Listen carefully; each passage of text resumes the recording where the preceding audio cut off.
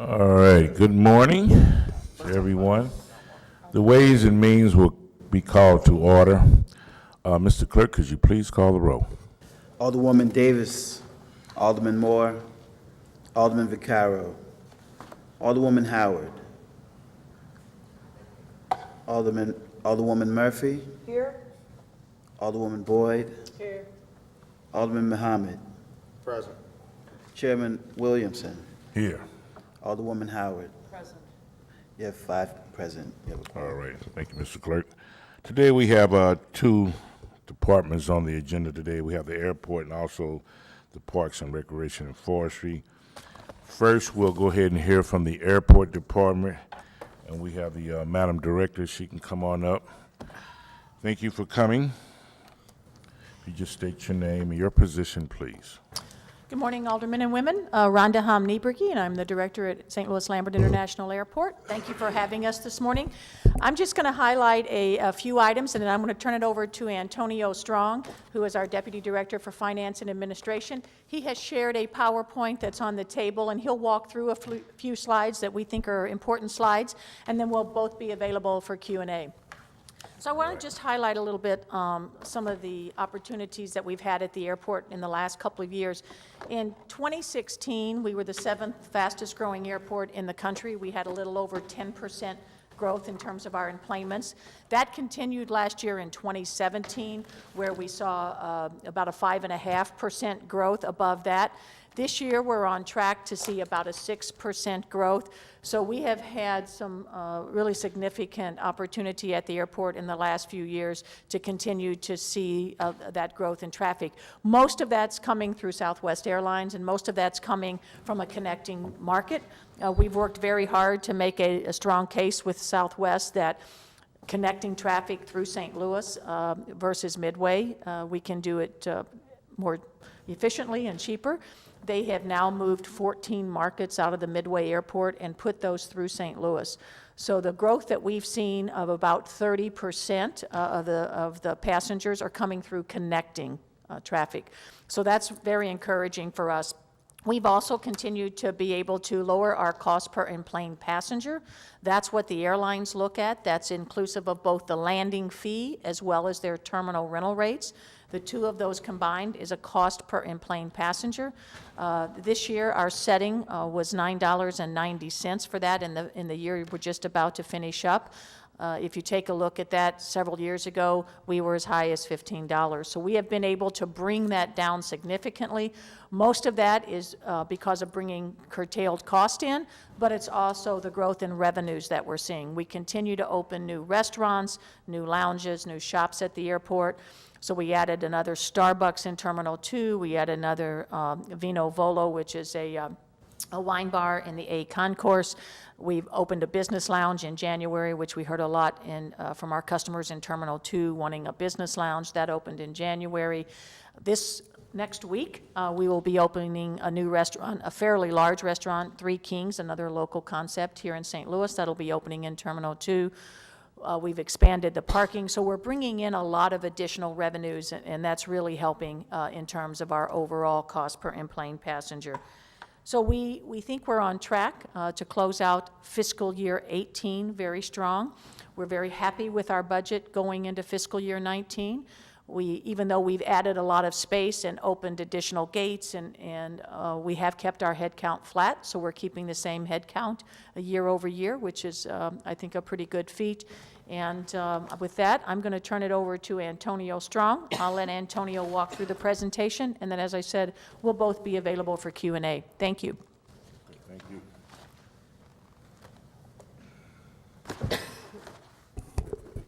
Good morning. Good morning, Aldermen and Alderwomen. My name is Antonio Strong, Airport Deputy Director of Finance and Administration. And I put forth in front of you a presentation regarding our budget.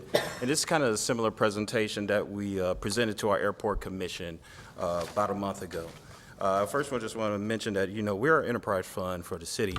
which means that we do not derive any of our revenue from tax assessments. So any tax assessments, that is not how the airport operates. We charge a user fee.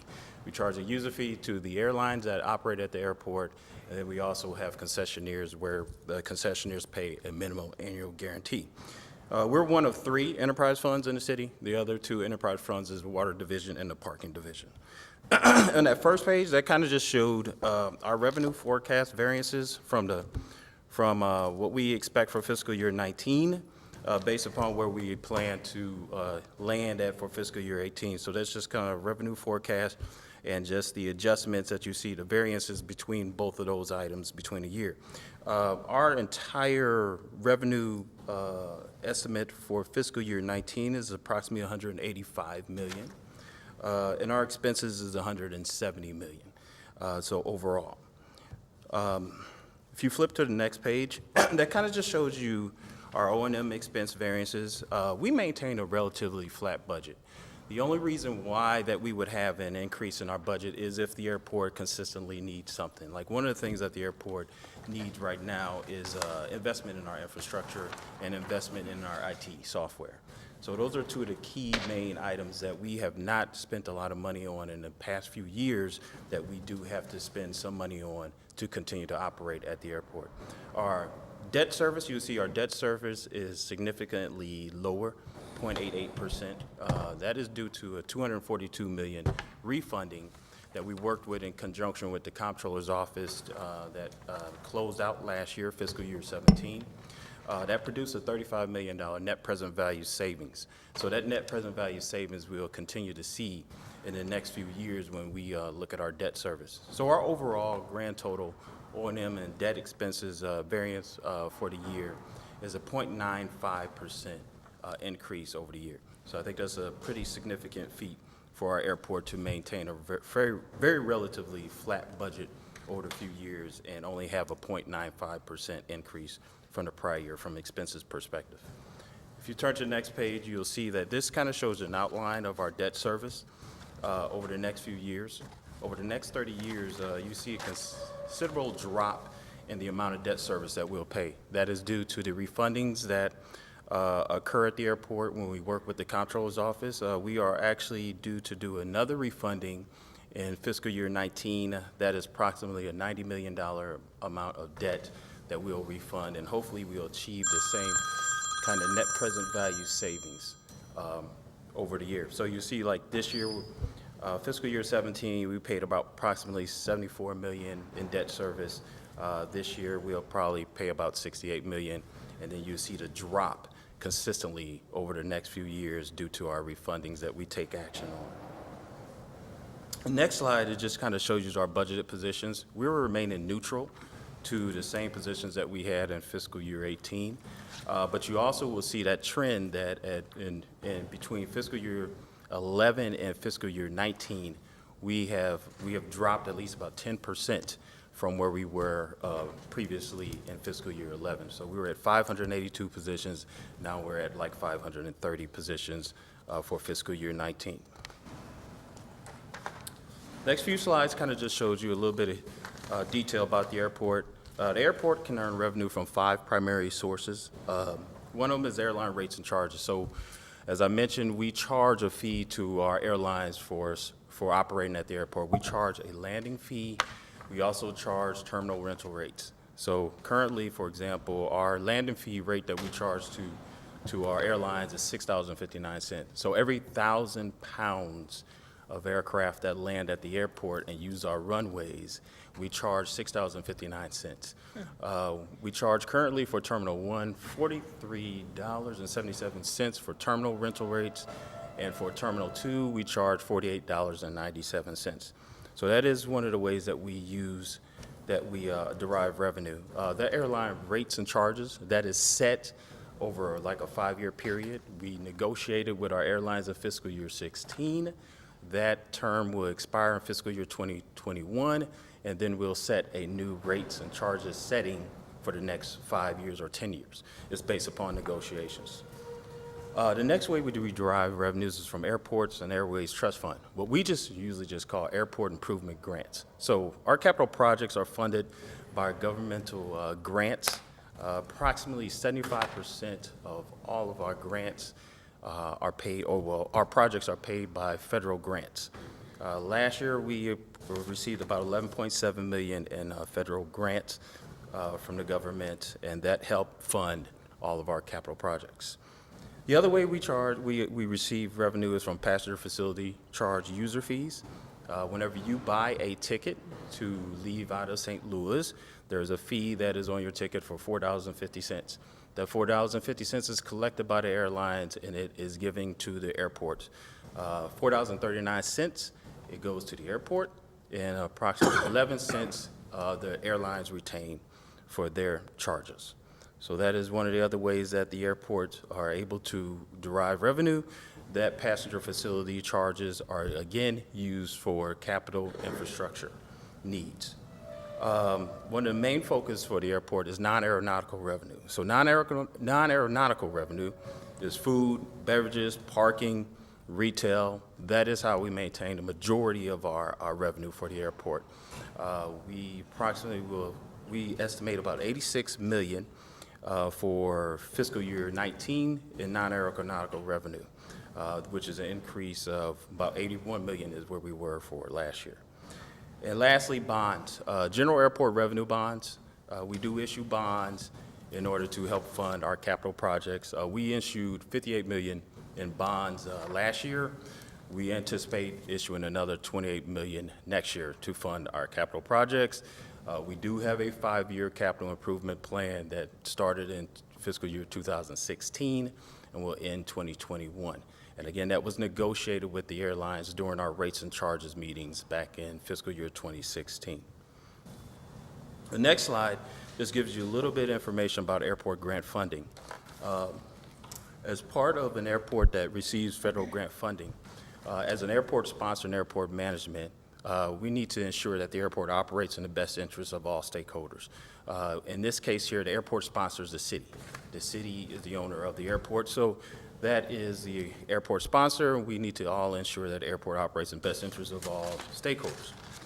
We're also required to be self-sustainable. FAA encourages airports to be self-sustainable, which means that all operational expenses are covered by airport revenues. All airport revenues must maintain or stay within the airport. There is one exception for our airport, and I'll talk about that in the next slide. Then lastly, with FAA grants insurances, public use airports accepting FAA grants must operate under a variety of federal regulations, a lot of federal regulations that we must adhere to, advisory documents and other best practices that are issued by the federal government. And then this also, again, just stipulates that revenue generated on airport property is required to be used for the operation of the airport. This next slide. The airport sends a gross receipts tax payment to the city every year. Federal law, like I just mentioned, restricts the use of revenue generated at airports must maintain at the airport. This is the one exception. Airport revenue may only be used for capital and operating expenses in certain other facilities owned by the airport. But this federal revenue use restriction was first enacted into law in 1982. However, financial commitments pre-existing to the enactment of the law were grandfathered. We are one of 12 grandfathered airports where the amount of money the city of St. Louis may receive from the airport for non-airport purposes is restricted to the amount of money it was receiving from the airport at the time the law was enacted, adjusted by the Consumer Price Index. So, for example, in fiscal year 17, the airport paid a gross receipts tax payment of approximately $6.5 million. That calculation is a complex calculation. It's based on the base year or prior year amount adjusted by the CPI, or we calculate a 5% of the total airport operating revenues, and which amount is ever, the lower amount is the amount that we pay to the city. But that is the restriction that is placed by the federal government. We cannot pay any more than that gross receipts tax payment to the city. Lastly, this was just kind of a budget timeline that we anticipated when we set forth for the fiscal year 19 budget. We had our airline consultation meeting where we presented the budget to the airlines, and they also looked at it, and we took any questions at that point in time. Airport Commission, we met with them April 4th. Board of V&A, the entire budget in conjunction with everybody else was presented in April, and the Ways and Means Committee, Board of Aldermen, rates and charges, and our fiscal year begins. But that is it for me for our presentation. We'll take any questions. All right, very good, thank you. I guess we'll go through the list here. Just had one question of you and the director. When it comes to leasing or selling the airport, will that be really, in your opinion, beneficiary to the city of St. Louis when it comes to generating more revenue? Do you have an opinion on that?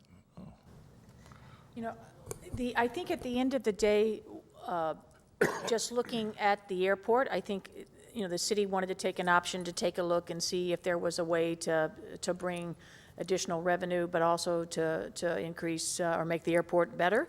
You know, I think we've done a very good job of doing that. It's hard to say whether or not there could be improvements made to the airport until we get through the process. You know, I think that you know, our team is very proud, obviously, of the work that we've done at the airport to get it where it is and in the growth pattern. So, you know, I don't know if that answers your question exactly, but I understand. It does, I guess. I understand your position. Okay, very good. Guess we'll go through the row. Alderwoman Davis is not here. Alderman Moore is not here. Alderman Vaccaro is absent. So we'll start with Alderwoman Howard. Good morning. good morning. Thank you for your detailed budget and the opportunity to meet with you this morning. I think that as you run the, as we move forward and as you operate the airport, I think that we're seeing a lot of innovation and outreach to get better flights and connections to our airport. We know at this point that we will never derive any more revenue from the airport than we are now. And I appreciate your openness in being able to look at possibility of improving the airport through this study that we're hopefully going to mount here. That's all I have. I wish you the best, and I hope we can continue to make the airport a better front door for the St. Louis region. Thank you. All right, thank you, Alderwoman. Alderwoman Murphy. Thank you for coming. And the airport is looking very good. Thank you. Yeah. On the charges that go, you said change like every 5 years or so, are our charges the same or commensurate with other airports? I mean, I know the size obviously would have something to do with it. For medium hub airports, which is where What St. we are, Louis okay. is what we are, and we're one of the largest medium hub airports. So I would say at $9.90, which was our setting, is pretty average. When we were at $14, $15, that was high. But as we've been able to bring those costs down, bring more revenue in, at $9.90, the airlines are very happy. And last week, Bob Montgomery from Southwest was in town, and he made a statement, because that similar question was asked, and made a statement, and he said, you know, we could not be more pleased with our cost out of St. Louis. So when we look at that, there are some of airports our same size that are smaller. Charlotte, for instance, has a much lower rate than $9.90. But if you take a look at some airports like Midway, it's in the 20s. Okay. Midway is a very comparable airport to us. If you take a look at some places like Austin or Houston Hobby, which are also very similar, they're much higher than we are as well. So some are lower, some are higher. We're more in that middle of the pack. The good piece, ours, is continuing to go down. With our debt going down, that makes a significant impact on our rates and charges. And our revenue, our non-aeronautical revenues are going up. And we're reinvesting in the airport. So we're putting, Antonio mentioned our CIP over the 5 years. We're putting $170 million into the airport infrastructure over 5 years. So 2 of those are already behind us. We have 3 more to go. But we are reinvesting. So we're not letting the airport sit idle in order to lower these costs. We're actually doing quite a bit of investment. So we're pretty pleased with that, and we think that'll continue to lower over the next couple of years as well. Excellent. And then the other part I think you mentioned, I just want to reiterate, any capital improvements in that are there's never any cost to the city about any of that. It's all through bonds and whatnot. That's correct. So Okay. the AIP program, the Airport Improvement Program that's funded by the federal government, is mainly for the infrastructure of your runways and taxiways. And we get 75%. Those are the most costly improvement plans at the airport. We get 75% funding for that. We have to match that 25. When I say we match that, that comes from airport revenues and/or the airlines, or a combination of those. So the city does not put one penny into the airport. That's correct. I just wanted to make sure that was understood.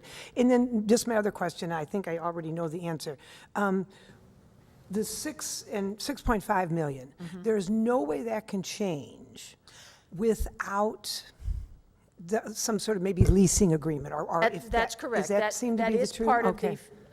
That is part of the federal, in the FAA privatization program. Right. That program that was implemented in the late 80s does allow for airport revenue to go off the airport with the operator. This program, the grandfathered piece, to my understanding, actually goes away, but they do allow airport revenues to be taken off. Now, some of that is, at the end of the day, in that program, the FAA still has responsibility for ensuring that there is reinvestment back into the airport, and the airport safe and efficient as well through that program. Okay. So how much of that goes off can't really be said until you would look at an agreement. The as what it lease was. itself, which we have nothing in front of us. That's correct. Okay, okay, thank you so much. All right, thank you, Alderwoman Boyd. Good morning. Antonio, thank you for a little bit of that counting one-on-one. That's as far as I got, was one-on-one. But I'm trying to get clarity on, when you were talking about debt service, could you explain that a little more? Sure. So our debt service is what we pay. So we issued bonds many years ago. Okay. And over the years, if we have capital projects, we issue bonds. So we issued $58 million in bonds last year. But our total amount of outstanding debt is approximately $596 million. So our total amount of outstanding debt is $596 million. And then we pay that annually. We pay an amount annually. So that chart that you see, we paid approximately about $74 million last year. Okay. And then this year we'll pay $68 million. Then we'll continuously pay a little bit every As it single goes year down. to pay off the entire debt. So you Okay. see that chart go stretch out to 2047. Right. So that is when debt, as of now, would be paid off. Okay. And a large portion of that debt came from the runway. So Okay. when we built the runway, when we did the expansion in St. Louis, there was approximately $1 billion worth of debt, or $1 billion worth of bonds that were sold. And that debt that we see, the large portion of that, not 100%, because as Antonio said, last year we did take out a small amount, but the bulk of that came from the runway and the expansion that we did. Okay, all right. I'm learning that part, I'm figuring it out. And then, what percentage are city employees that work for the airport? We have 530 employees that work for the airport. They work with their city residents, part of the civil service system, just like everybody else. We have about 7,000 employees at the airport. Okay. Those are our airlines, our tenants, our, we have Wayland Security. There's just all sorts of different, but there's about 7,000 total at the airport. 530 report directly to us. Okay, all right. Well, thank you, you're doing a great job. Thanks a lot.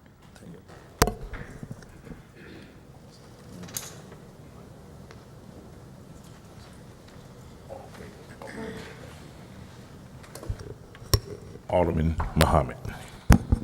I have no questions, Mr. Chairman.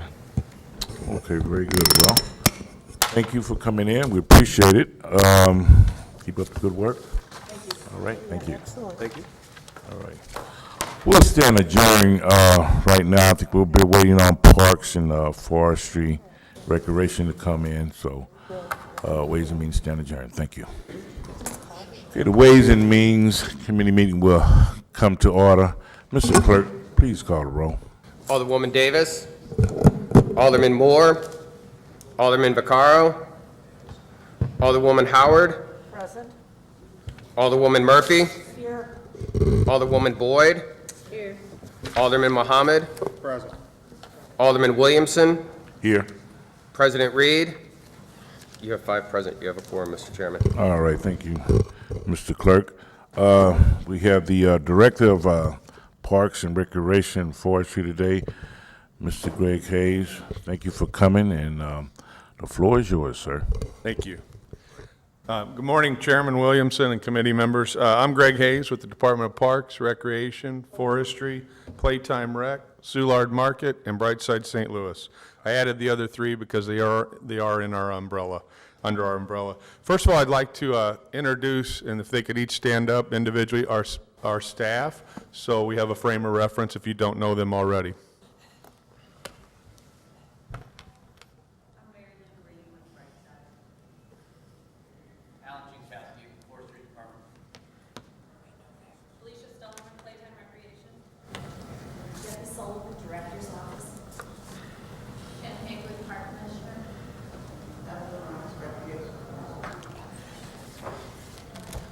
Thank you, folks. Kathy said Director's Office, which is accurate. She's our main liaison with Soulard Market, just so you know. Well, let's do this. Since we are Parks, Recreation, and Forestry, I'm going to go right down the line like that. Feel free to interject, but if you'd like, I plan to have this summary to be brief. That way it opens up to more questions and you don't hear me talking the whole time. So I'll go through the divisions and wrap it up. And our commissioners and management staff are here for any specific questions that may come up that maybe I can't answer. Hopefully I can answer most of them. With parks, we're looking at about a $9.1 million budget. $9.2 million budget. Due to salary and medical increases, this is about a $160,000 increase, but we didn't add anything to our TO, our table of organization. It's simply increases that come with the budget. One of the big differences is the communications line item increased. We're finding our relationship with AT&T. We budget a certain amount, and when the bills come in, we go deficit department-wide and I believe city-wide. So we have had some meetings with AT&T and with Jim Garavaglia, and we're getting to the bottom of that for a resolution going into this fiscal year and beyond. It's important to note that parks, after discussions with my supervisor, if you will, we're always looking to cut workman's comp costs, which are exorbitant. So he came up with the idea of us exploring a few parks. He kind of Todd left it to our discretion, a few parks to outsource. We picked North Riverfront Park, which is about 250, little more acres north, and we also picked St. Marcus Park South to be done by a contractor starting now. That's because St. Marcus Park is extremely labor intensive. If you're familiar, it's a cemetery essentially. It drips down into River de Pere and the Greenway. That contractor backed out at the 11th hour. Thus, we cut some staff to make the difference, and we're maintaining those at present. So it's really been tough with the rain, but we're not here to make excuses. That contractor, I believe, is going to start very quickly, a second contractor that signed up. So essentially, that is the parks budget. Kim can cover anything that I missed that may be significant. So basically, we outsourced 2 parks out of 109 to see how they do, see how they perform, like we did in forestry a year ago, and we'll check those costs and their performance. They do have the equipment to do the job at both parks. Recreation. Recreation is about a $1.6 million budget. They also get upwards of $300,000 from CDA. So basically a $2 million budget. It's a minuscule increase due to salary increases and medical costs, about $1,400. So we're not talking anything of significance in recreation. A key piece of recreation, about a year ago, an ordinance was passed, Friends of Rec Centers, where folks, such as anybody out there, can donate money to a particular rec center. Each of the 7 rec centers has their own accounts, and these funds can be used for replacing a boxing ring canvas, providing some weightlifting equipment. We have about $13,000 in there, which is great, and it's the discretion of the rec division and management staff to use those funds for things to enhance the rec centers, if you will. We're also very proud to say that due to a vote of the people, we have about a $975,000 Prop P budget, which we've met extensively on, and Evelyn and I are now putting out, Evelyn is, so to speak, we're putting out a RFP with about $600,000, which the money can change, but about $600,000 to contract with private providers to help us out in our rec centers to enhance our programming activities and services. That number, like I said, can change. Whether it's two organizations, 5, what have you, we'll be looking closely at what proposals we receive. So that's a good thing. Evelyn is also realizing unprecedented additions to our table of organization. Part of the Prop P money of the $975,000 roughly will go to 10 new rec leaders, which are permanent employees. And she will also receive a program manager too, which we will be recruiting for very soon. Essentially an individual that reports directly to Evelyn to help her out across the city with the rec center. So a program manager 2, 10 rec leaders. I would say that's the summary of recreation. Forestry, essentially, this kind of shocked me recently, but forestry's budget is about $8.8 million. It came in with about $150,000 short of the current budget we're in now of FY18. As you know, Alan can allude to more specifics here shortly, but forestry is going into year 2 with McKee.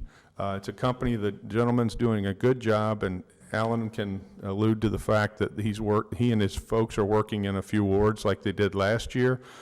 And it's important to note that Alan did not lose any per performance money, which is our grass cutting money to hire utility workers.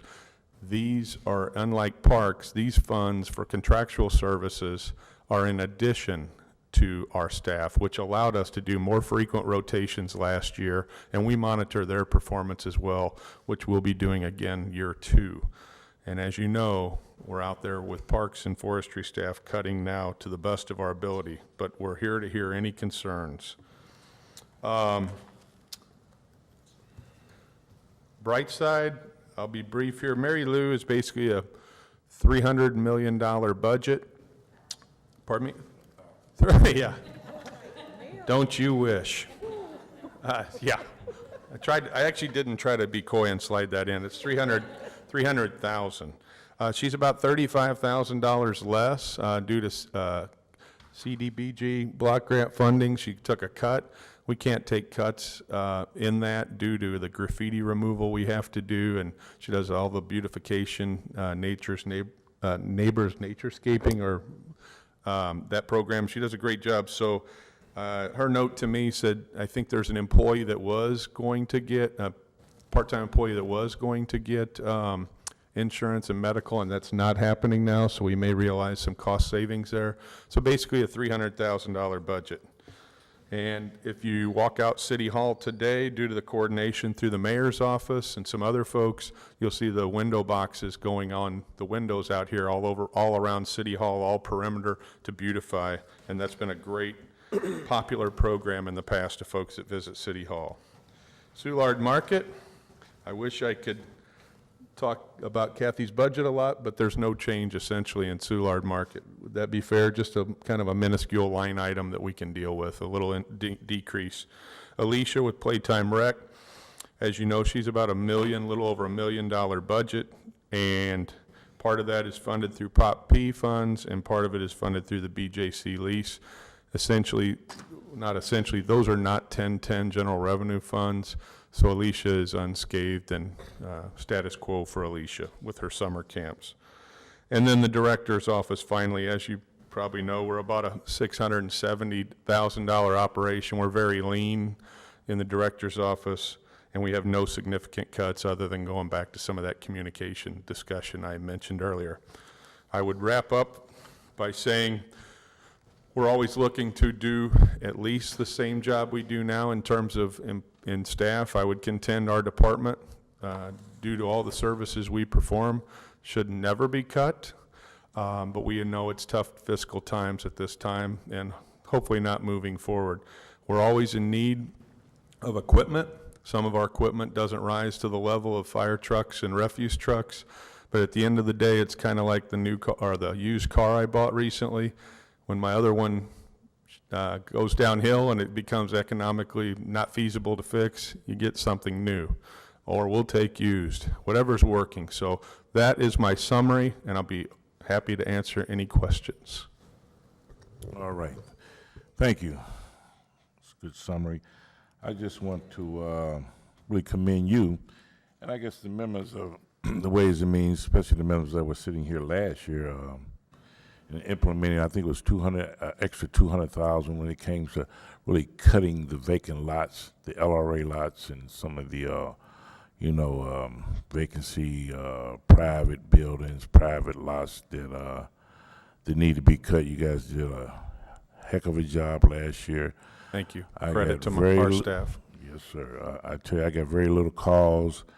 In previous years, with the lack of funding, we used to get calls all the time because of the vacant lots, and you guys did a great job. Really, I think I got maybe 8 calls throughout the whole summer, and that was great, man. I tell you, it was beautiful. It's a good feeling. Thank you, I Chairman. also want to give you a good shout out on the clean sweep that you guys will participate with Better Family Life, going through some of the neighborhoods and cleaning up, and we really appreciate you guys stepping up. No, you really don't receive the overtime anymore. You have to really work off of city time because of the budget woes that we have with the city of St. Louis. So I just want to give you and your staff and the men and women that really came out during the weekends to step up to really help clean up the city. Okay, so I guess we'll go down the road. Alderwoman Howard, if you have any questions, please. I have no questions. Okay. All righty. Alderwoman Murphy? No questions, thank you. All right. Alderwoman Boyd? I do. And we're here to answer. Thank you, Greg. I appreciate you all. Thank you. My question, Playtime Rec, what is that? That's essentially dating back to 2007, Alicia. It's basically summer camps, and I'll hand it to Alicia to kind of just give a couple bullets. If you can just come on up to the mic, please. I know what Playtime Rec is, but I don't like to dominate the conversation. So what we do with our funding is we run the Cherokee Recreation Center at 3200 South Jefferson, so we run that year-round, including summer camp there. Over the summer, we offer 88 individual camps throughout the city of St. Louis, from north to south, where we work with individual providers to provide specific topics, like golf or swimming or robotics, cooking. We do a myriad of different things. In addition, we work with St. Louis Public Schools, and we offer 2 after-school programs in conjunction with St. Louis Public Schools, where we work with them 15 hours a week. And then when I worked with you in the past, our St. Louis Knights basketball program, that was also funded out of Playtime Recreation. Okay, all right, that's what I thought, but I want to be clear. And the other, I don't have any more questions. Thank you, Alicia. The other thing, I wanted to thank you all because since I have been elected, I've been really trying to clean up, and you all have really stepped up to the plate, so thank you all very much for your help. Sure. And it could go without saying, but we appreciate your patience. I wasn't asked this question, but I think what we all know with what's going on out there with the weather, I approached Kim this past week and said, I know we don't have the overtime funds, but there's a high likelihood she'll end up in the black on some salaries at the end of the year like we do. So we did start working overtime. I'd like to turn my head when I drive by the 109 parks and wish away the high grass, but I can't, and we don't do that. So what we're doing is we're starting some overtime, and we're working the best we can. We will turn this corner. But right now, it's somewhat unsightly, and we're doing the best we can. But please contact me or Kim or both of us if you've got a couple constituents or one individual or whoever, a group that is displeased, and we will address it to the best of our ability. We'd stay on rotation, but we also realize that you don't need to get 10 phone calls from the same person every day when we could perhaps provide relief. Thank you. All right, Alderman Muhammad, I guess he stepped out. Also, I know you have a line item that'll be coming out of recreation. I guess that you guys are requesting that it would be sent over to parks, if I'm not mistaken. Approximately 50 grand.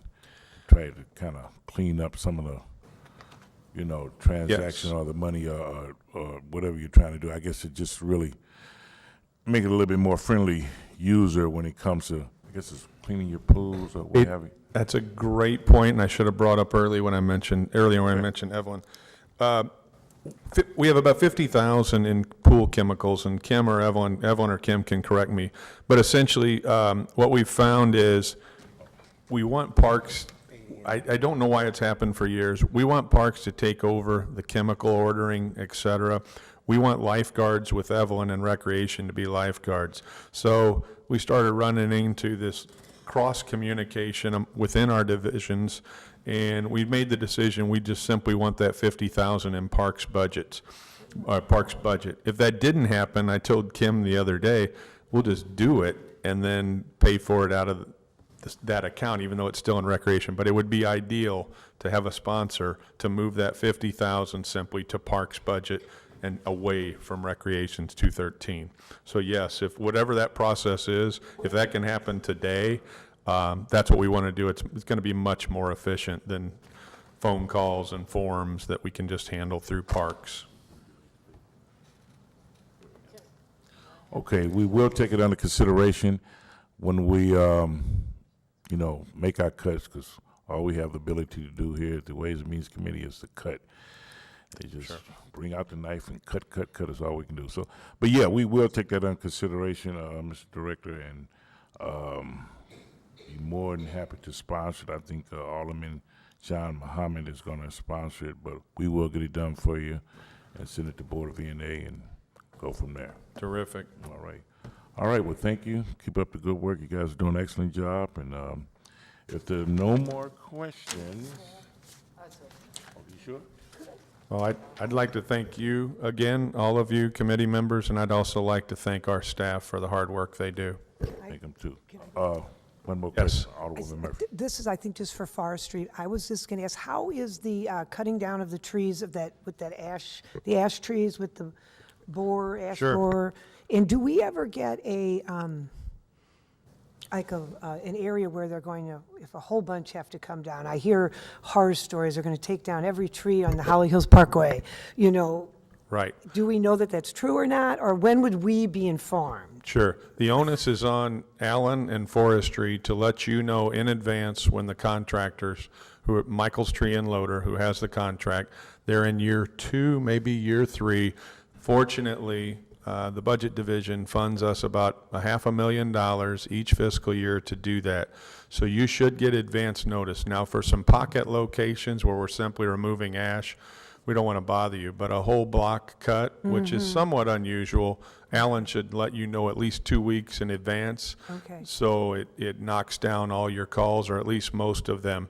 Yeah. They're doing a very good job, and just so you know, for any property owner that wants a tree replaced, we're putting another tree in where the ash was removed, and our goal is to remove about, I believe, 13 to 14,000 in 7 years, which is optimistic now. It may be 8 to 10, and we also inject a certain portion of these ashes, which are really good trees, and inject them to extend their life without removing them.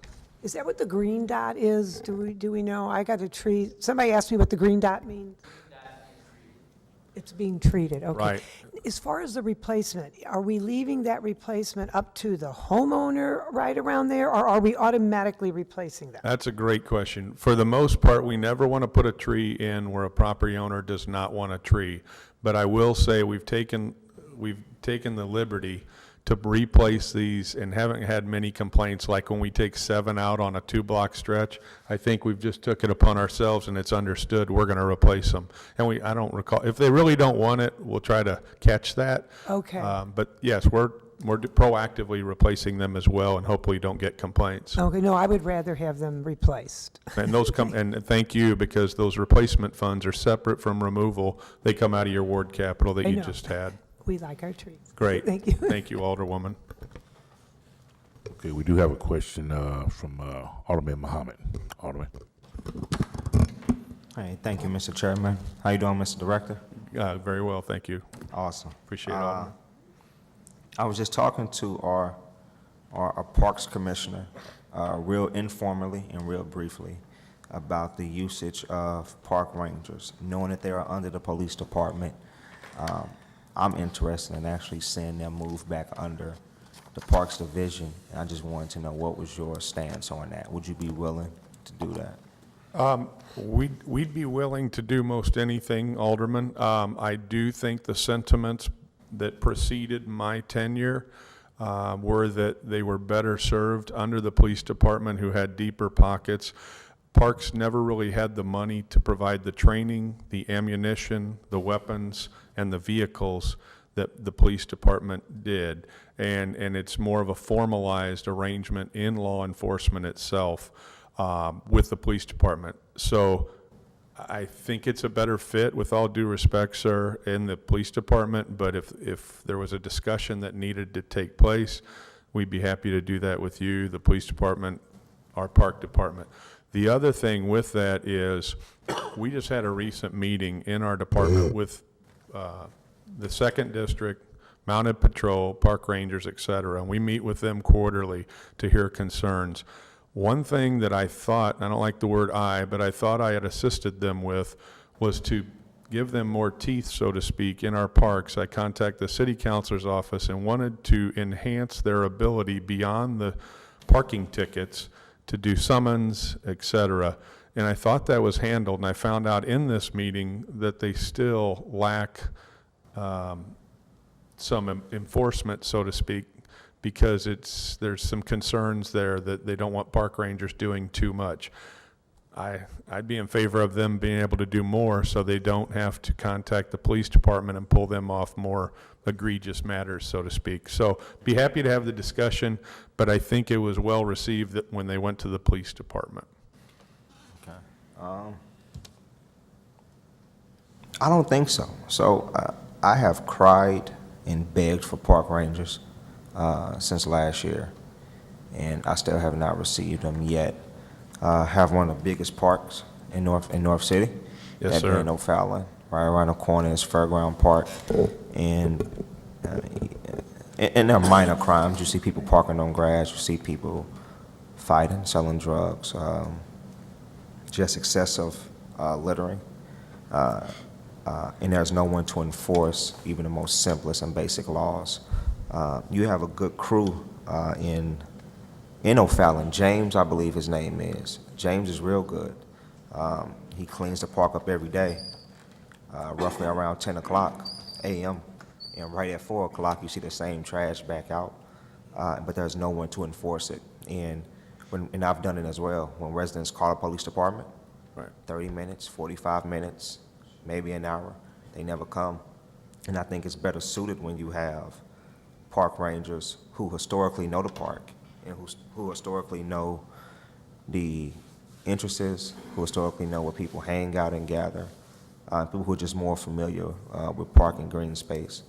And also to mention that we have a new recreation center that has no enforcement whatsoever, which I don't like either.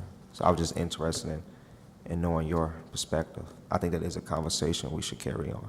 Certainly, yes. And when they were with Parks, I believe there was one individual in charge of the Rangers, and now with the more formalized relationship, maybe that's a stretch to call it that, I believe the intent there was, in addition to the weapons, et cetera, cars, that they'd have more supervision. I believe in our meeting, there were 29 or 30 park rangers citywide across 109 parks, and the individuals in the meeting informed us that they have at least 2 to 3 that are leaving, either retiring or going somewhere else. I hope I'm accurate on that, but we can certainly check, and I don't think... 26 park rangers and 5 openings. Oh, is that right? Okay, well, that's worse than I had been given, the information I had been given. So, yes. So, I mean, we communicate a lot with them, but we could be greedy and ask for more. We'll take as many park rangers as we can get. But would you be ultimately, would you be opposed to having park rangers report back to the Division of Parks. On its face, I would not be opposed to it, but I think we'd have to put it on a scale to see, and I'm not being coy here either, we have to put it on a scale to see the cost, the benefits of each side of doing that relationship. I think there was a lot of thought put into moving them to the police department. We certainly have enough demand otherwise on our department to not be in the law enforcement business. But yes, they were there before, Alderman. Right, I mean, they have a capital budget of almost 1.6. I don't see any reason why we can't transfer 1.6 to the Parks Fund.